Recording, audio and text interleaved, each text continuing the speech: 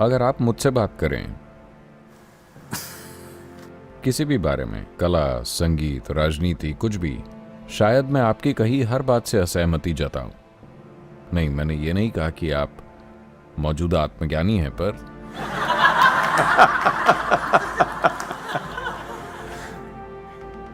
मैं किसी से भी असहमत हो सकता हूं। लेकिन अगर हम जीवन पर ध्यान दें तो सहमति या असहमति की कोई जरूरत ही नहीं है, क्योंकि ये जैसा है वैसा है। इस बारे में कोई सहमत या असहमत नहीं होता। लेकिन संस्कृति के बारे में, कपड़ों के बारे में, संगीत और कला के बारे में, राजनीति के बारे में हम कई मायनों में सहमत और असहमत हो सकते हैं, है ना? और जितना हम असहमत होते हैं उतना ही बेहतर है। हाँ, आया ना? अपने आसपास की चीजों में अगर आप असहमत हैं, यानी अगर आप खुश हैं और असहमत हैं, आप अगर एक दुखी व्यक्ति हैं, फिर आप असहमत होते हैं तो आप लड़ेंगे।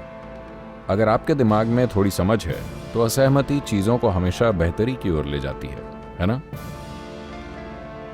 मान लीजिए कि आप और मैं असहमत हैं कि इसे कैसे रखा जाए, तो हम यहां बैठकर अगले 2 दिन तक बहस कर सकते हैं और फिर शायद कुछ वाकई सुंदर निकल कर आए।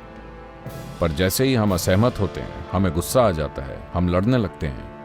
ऐसे लोग अलग हैं। तो अगर आप खुशी से असहमत होकर जीवन के सबसे छोटे पहलुओं पर भी बहस करते हैं, ये पूरी तरह ठीक है। There is no necessity that you have to agree with everybody. You don't have to. ऐसा कुछ जरूरी नहीं है कि आपको हर किसी से सहमत होना है, इसकी जरूरत नहीं, क्योंकि जब आसपास की भौतिक चीजों की बात आती है तो हम में से हर कोई इसे अलग तरह देखता है। इसीलिए इतनी विविधता में जीवन घटित हुआ है ना? इतनी सारी भाषाएं, इतने तरह के संगीत, कई तरह की कलाएं, इतनी सारी बहुत सी चीजें घटित हुई हैं, क्योंकि अगर हर कोई सहमत होता तो हम सभी गुफा में रह रहे होते। हम असहमत थे। शायद अगर आप एक गुफा मानव की बेटी होती,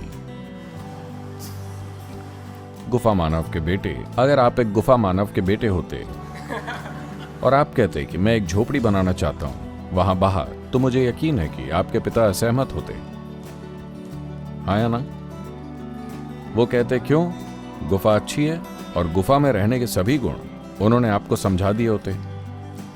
लेकिन आपने असहमति जताई, इसीलिए झोपड़ी बनी, इसीलिए लाखों दूसरी चीजें आई, है ना? तो ये बिल्कुल ठीक है, आत्मज्ञानी हो या ना, आप लाखों चीजों के बारे में असहमत हो सकते हैं।